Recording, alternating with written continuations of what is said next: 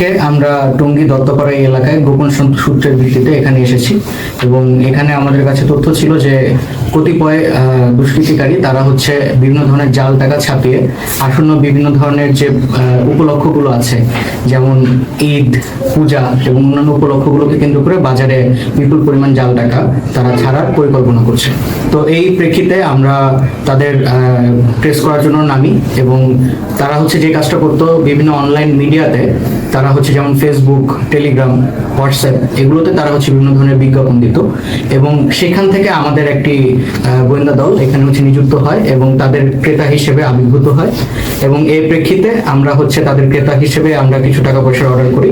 অনলাইনে অর্ডার করি এবং এর প্রেক্ষিতে গোপন সূত্র এবং হচ্ছে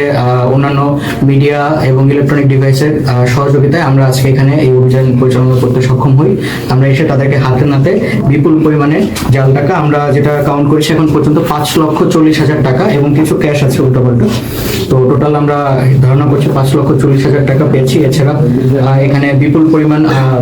অন্যান্য জিনিসপত্র যেমন কেমিক্যালস, আপনারা দেখতে পাচ্ছেন কেমিক্যালস আছে, তারপরে এখানে প্রায় 5টি ল্যাপটপ আছে, প্রায় 25টি কাটিং বোর্ড আছে, তারপরে